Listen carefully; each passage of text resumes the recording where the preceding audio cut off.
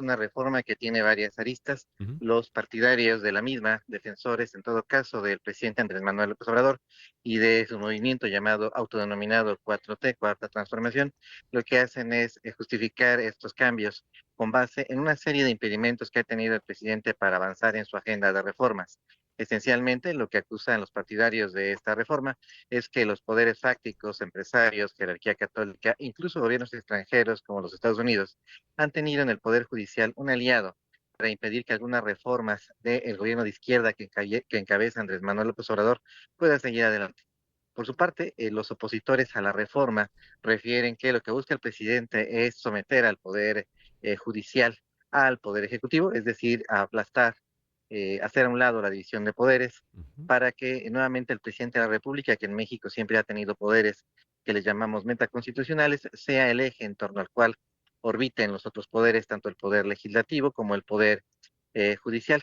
Te diría que en debates tan radicales como este, normalmente ambos bandos tienen algo de verdad y ambos están Mm. también difundiendo mentiras.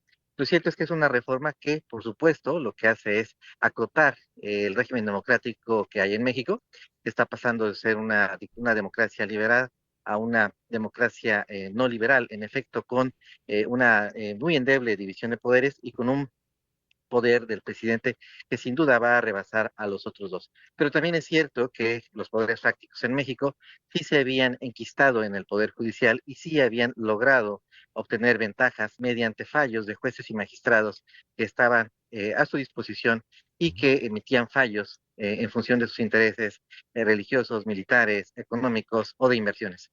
Entonces, Entonces, lo que vemos es dos, sí. no, no, no, le escuchamos, termine la idea, por favor.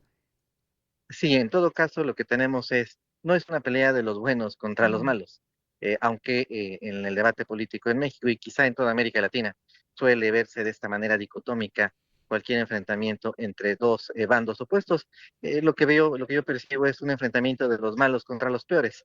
No sabría decirte cuál bando es cuál. Claro, claro, claro. Y por eso le iba a hacer la misma pregunta que le hacíamos a nuestra anterior invitada, y es acerca de los pros y contras, ¿no? Que en todo caso tienen para los que deberían beneficiarse realmente. Me refiero a los ciudadanos mexicanos. En su opinión, ¿no hay pros o no hay garantías de pros en todo caso con esta reforma judicial? Sí la hay, aunque en todo caso la aplicación de la reforma va a tardar bastante. En México no van a poder despedir a los jueces y magistrados que actualmente están en funciones, van a tener que ir haciendo un relevo escalonado de los mismos a efectos de que puedan ir surgiendo los nuevos jueces y magistrados de la 4T. Se Mm. ha mencionado con insistencia por parte de los opositores a la reforma que habrá magistrados y jueces que sean totalmente partidarios del partido del presidente. En efecto, así será.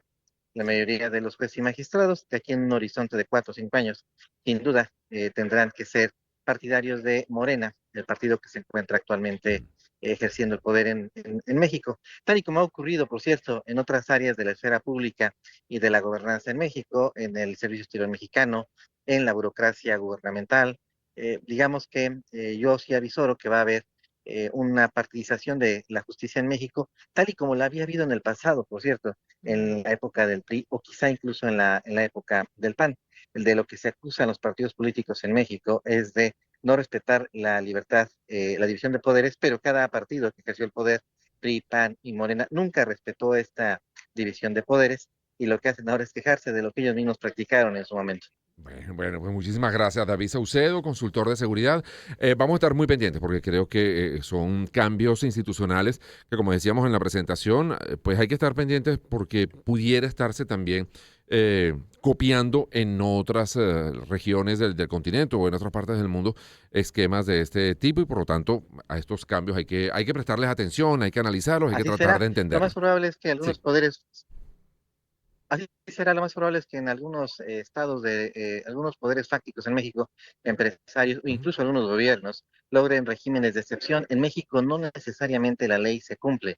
De ahí que la jerarquía católica, quizá algunas empresas norteamericanas, sin duda algunas embajadas europeas, lograrán que sus empresas no sean tocadas Mm. por fallos de jueces y magistrados que emanen de esta reforma. En México siempre se ha encontrado la manera de darle vuelta a la ley mediante acuerdos bajo la mesa.